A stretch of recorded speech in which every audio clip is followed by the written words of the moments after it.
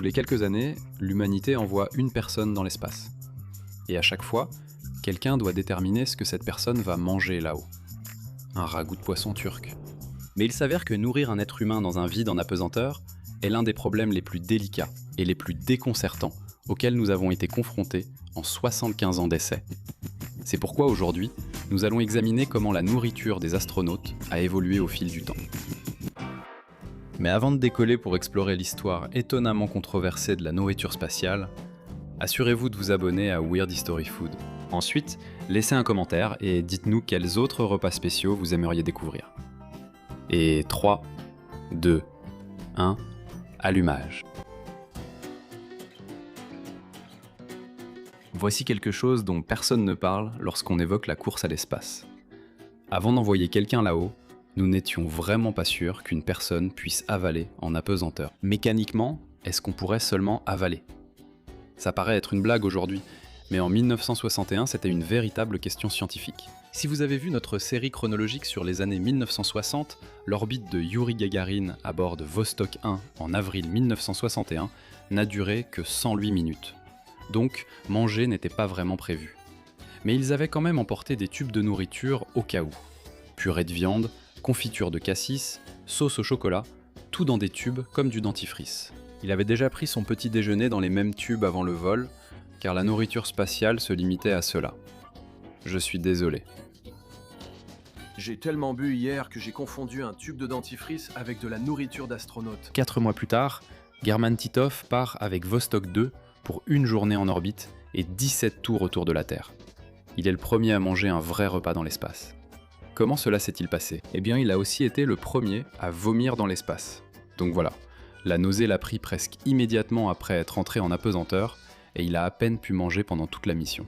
Les soviétiques ont nommé cela le syndrome d'adaptation à l'espace, et s'en sont préoccupés discrètement durant des années. Mais cela a montré que le problème venait de l'estomac, pas de la nourriture. Fais attention, Sally. Du côté américain, John Glenn est devenu le premier astronaute américain à manger en orbite en février 1962. Il a effectué 3 orbites à bord de Friendship 7, a pressé un tube de compote de pommes et l'a avalé sans problème. Cependant, même si le fait d'avaler marchait, à peu près tout le reste concernant la nourriture n'a pas marché. Les tubes étaient plus lourds que ce qu'ils contenaient. On ne pouvait ni sentir, ni voir la nourriture avant qu'elle n'arrive en bouche.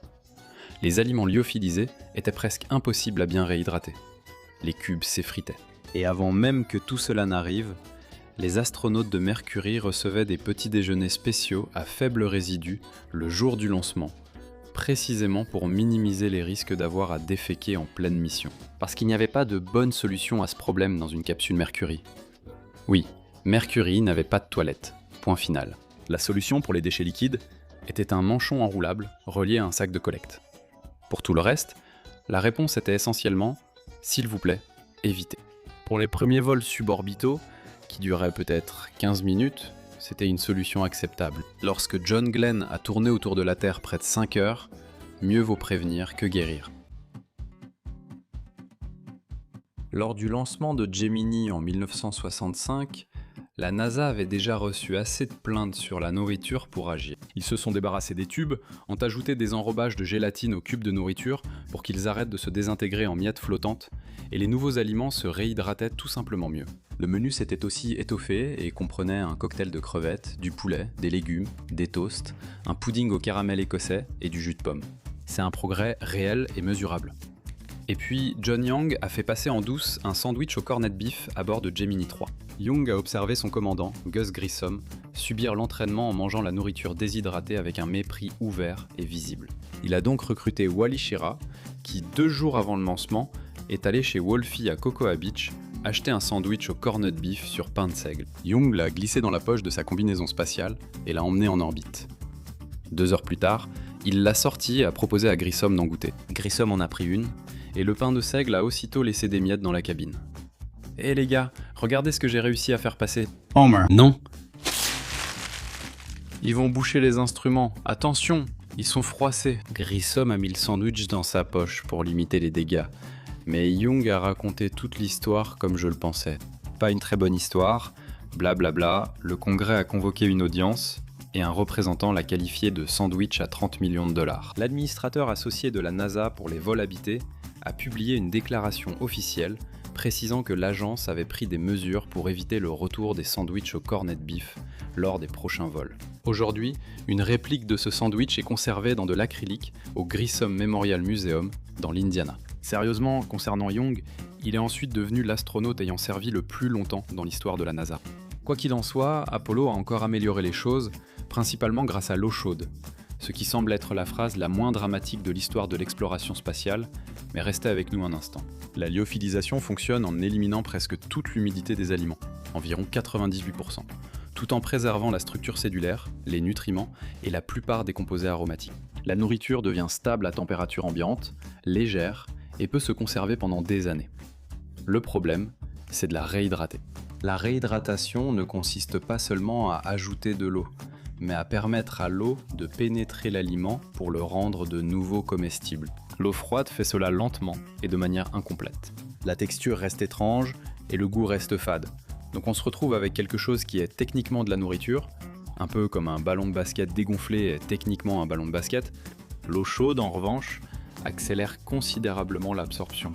La chaleur détend la structure cellulaire des aliments, permet à l'humidité de se répartir uniformément et active des composés aromatiques que l'eau froide active à peine. La différence entre un repas lyophilisé réhydraté avec de l'eau froide et un autre avec de l'eau chaude, c'est vraiment la différence entre manger et simplement consommer des calories. Les équipages de Mercury et Gemini choisissaient la seconde option.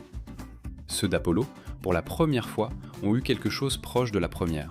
Et ainsi, le menu a continué de s'étoffer avec des plats comme du bœuf aux légumes, des spaghettis avec une sauce à la viande, du gâteau à l'ananas, des brownies et des crackers au fromage. En revenant de la Lune, le jour de Noël en 1968, les astronautes d'Apollo 8 ont déballé un dîner surprise à la dinde que quelqu'un avait préparé pour eux. Aucune réhydratation nécessaire. 3 doses de brandy accompagnaient le repas, mais le commandant a dit qu'il ne les avait pas bu. Bien sûr. Malgré toutes les améliorations, la nourriture avait quand même un goût plutôt fade. Pourquoi ? La NASA limitait volontairement l'assaisonnement pour éviter d'irriter le système gastro-intestinal des astronautes. Tu veux un peu de sauce piquante sur tes haricots ? Non, mon ventre est un peu sensible en fait. Merci mon pote. Skylab était la première station spatiale des États-Unis. Elle a été lancée en 1973 et elle a changé les choses.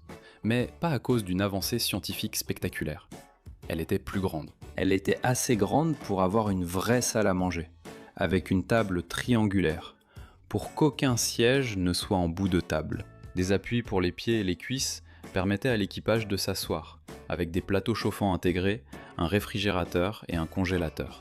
Ça peut sembler anodin, jusqu'à ce qu'on réalise qu'aucun vaisseau spatial n'avait jamais eu ça auparavant. Soudainement, il était possible d'avoir des aliments périssables et surgelés, donc le menu est passé à 72 plats, y compris des choses comme du filet mignon, du homard Newberg, de la glace, de la côte de bœuf, du pain frais, du jambon, des fraises et des asperges. Le cocktail de crevettes et les biscuits au beurre restaient les favoris de l'équipage, les surgelés étant les plus appréciés pour leur saveur authentique. C'était du poulet, un truc comme ça ? Les astronautes se plaignaient quand même, mais une partie du problème n'était pas la nourriture, c'était une question de physique. En apesanteur, tes fluides corporels ne descendent pas dans tes jambes comme sur Terre. Ils se répartissent de façon égale. Ils s'accumulent au niveau du visage et des sinus. Tu deviens bouffi et congestionné. C'est comme avoir un rhume permanent. Et comme l'odorat influence beaucoup ce que nous percevons comme le goût, l'équipage de Skylab, comme tous les équipages avant et après eux, s'est tourné vers les aliments épicés, le cocktail de crevettes, la sauce piquante et à peu près tout ce qui pouvait percer la brume. Ils ont aussi testé du xérès à la crème lors d'une mission, c'est alors que la NASA a constaté qu'en microgravité, les odeurs se propagent partout, presque instantanément. Donc, le xérès a déclenché le réflexe nauséeux de tout le monde. Qu'est-ce qui ne va pas ? La nourriture n'est pas bonne, bébé. Inutile de dire que le xérès a été abandonné. Tandis que la NASA modifiait ses menus, le programme soviétique se contentait de cuisiner de la nourriture russe. L'Institut de recherche pour les technologies alimentaires spéciales à Moscou a développé des centaines de recettes pour les stations Salyut, y compris du bortsch, du vrai bortsch, emballé dans des tubes, certes, mais quand même. Sur Salyut 4 en 1975, les cosmonautes ont mangé les premiers légumes cultivés dans l'espace. Ils n'avaient pas été apportés de la Terre, ni lyophilisés. Ils ont été cultivés et récoltés directement sur la station. Dans l'ensemble de ce que cela signifie pour les futures missions de longue durée, comme une mission vers Mars par exemple, c'était quelque chose de très important. À l'époque, c'était sûrement agréable de manger quelque chose de frais. 1975 a également vu le projet de test Apollo-Soyouz, qui fut la première mission spatiale conjointe américano-soviétique. Et pendant cette mission, les équipages ont partagé leur nourriture. Les astronautes de la NASA Thomas Stafford et Dick Slayton ont reçu des tubes de bortsch, de la langue de bœuf en conserve, du pain de seigle et du caviar. Les tubes de bortsch avaient des étiquettes de vodka. C'était une blague, mais les Américains ont quand même trinqué avec ces tubes. La Station spatiale internationale est habitée en permanence depuis novembre 2000. Et c'est là que la nourriture spatiale a enfin commencé à ressembler à ce que les humains désirent vraiment lorsqu'ils mangent. Environ 6 mois avant le lancement, les astronautes goûtent et évaluent près de 200 produits au laboratoire alimentaire de la NASA à Houston, composent leur menu et échangent des aliments avec leurs coéquipiers. La dimension psychologique de la nourriture, le réconfort, la routine, le fait de se sentir humain, était enfin prise aussi au sérieux que le calcul des calories. La Station spatiale internationale est aussi une table à manger internationale. Les Russes ont apporté du bortsch, les Japonais des sushis, et les Français des macarons. L'équipage suédois a apporté des boulettes de viande. Et en 2015, l'astronaute italienne Samantha Cristoforetti a reçu à la station une véritable machine à expresso, l'ISS Presso. Parce qu'apparemment, il y avait une limite, et quelqu'un l'a franchie. Houston, nous avons un problème. La contribution de la Corée du Sud à l'histoire de la nourriture spatiale a toute une histoire derrière elle. Lorsque Yi So-yeon est devenue la première astronaute coréenne et s'est rendue à l'ISS en 2008, l'idée de passer 11 jours sans kimchi n'était apparemment pas envisageable. Les scientifiques sud-coréens ont passé des années et investi des millions de dollars pour créer un kimchi adapté à l'espace, avec une odeur réduite pour ne pas contaminer l'air de la station. Stérilisé afin que les bactéries ne posent pas de problème dans un environnement fermé, et lyophilisé pour survivre au voyage. Les autres astronautes ont goûté, et l'un d'eux a dit à Yi qu'il lui faudrait de la nourriture coréenne pour le reste du vol.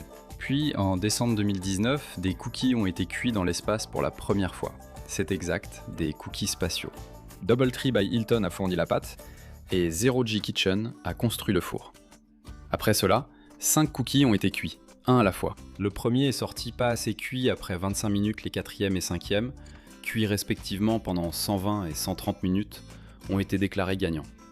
L'odeur des cookies aux pépites de chocolat aurait envahi toute la station. Les cookies ont été renvoyés sur Terre pour être testés plutôt que consommés dans la station. Ce qui paraît cruel mais logique. L'un d'eux est exposé au Smithsonian. La station spatiale Tiangong de la Chine possède la cuisine la plus ambitieuse à ce jour. Le module central Tianhe dispose du tout premier four à micro-ondes jamais utilisé lors d'un vol spatial. Et en 2023, Shenzhou 21 a livré une friteuse à air dotée d'un système de purification de l'air et de collecte des résidus intégrés pour la rendre sûre dans une cabine scellée. Les astronautes chinois s'en sont servis pour griller des steaks et préparer des ailes de poulet barbecue. En orbite, nous avons atteint le sommet de l'ingéniosité humaine. En avril 2026, Artemis II a transporté 4 astronautes, Reed Wiseman, Victor Glover, Christina Koch et Jeremy Hansen, pour un voyage de 10 jours autour de la Lune. C'était la première mission habitée vers la Lune depuis Apollo 17 en 1972. Et la NASA a publié le menu complet avant le lancement. Il y avait 189 options différentes. Le menu du petit déjeuner proposait des plats comme une quiche aux légumes, des œufs brouillés, du gruau et du couscous aux noix. Le dîner comprenait de la poitrine de bœuf barbecue, des macaronis au fromage, des haricots verts épicés et du brocoli au gratin. Il y avait aussi 58 tortillas à bord. Toujours le pain sans miettes préféré, parce que personne n'a jamais oublié ce fichu sandwich au cornet de beef. Quoi qu'il en soit, pour accompagner les tortillas, il y avait 43 tasses de café, ainsi que du thé vert, du cidre de pomme, de la limonade, un smoothie mangue pêche et 3 parfums de boissons de petit déjeuner. Il y avait aussi des biscuits, du cobbler, du gâteau, du chocolat et 5 sauces piquantes différentes. L'astronaute canadien Jeremy Hansen avait 5 articles spécifiquement canadiens. Des bouchées de saumon keta sauvage, du curry de crevettes, des céréales aux super graines à la fraise et à la lavande, des biscuits à la crème d'érable et du sirop d'érable. Ce qui est logique. Pour Mars, destination finale de tout cela, le défi alimentaire devient encore plus difficile et intéressant à envisager. La nourriture de la Station spatiale internationale se conserve de 18 mois à 3 ans. Une mission vers Mars nécessite une nourriture qui dure au moins 5 ans, dont une partie pourrait attendre à la surface avant même l'arrivée de qui que ce soit. Même les Twinkies ne durent pas autant. Parle-leur des Twinkies. Qu'en est-il des Twinkies ? Donc les scientifiques de la NASA, spécialisés dans l'alimentation, Travaillent sur de meilleures formulations, de meilleurs emballages et des solutions de stockage à froid. sans parler de la culture d'aliments dans l'espace, Qui a commencé avec quelques feuilles de laitue sur l'ISS et qui est maintenant prise de plus en plus au sérieux. L'orge, par exemple, a été cultivée dans l'espace sur plusieurs générations et ramenée sur Terre où elle a été utilisée pour brasser de la bière. C'est une avancée scientifique majeure, ou peut-être juste une indication des priorités de la NASA. Le fait est que, il y a 65 ans, Yuri Gagarin a mangé de la purée de viande dans un tube le matin du vol le plus important de l'histoire de l'humanité. Une friteuse à air est en orbite et un cookie aux pépites de chocolat a déjà été cuit à 400 km au-dessus de la Terre, répandant son odeur dans toute la station. D'une compote de pommes en tube au brisket barbecue et à 5 sortes de sauces piquantes, la nourriture spatiale s'est améliorée. Lentement, de façon improbable, et avec au moins une audition au Congrès en cours de route. Mais elle s'est améliorée. Alors, qu'en penses-tu ? Et qu'aimerais-tu avoir au menu si tu partais pour la Lune ? Dis-le nous dans les commentaires ci-dessous. Et pendant que tu y es, jette un œil à certaines de ces autres vidéos de Weird History Food.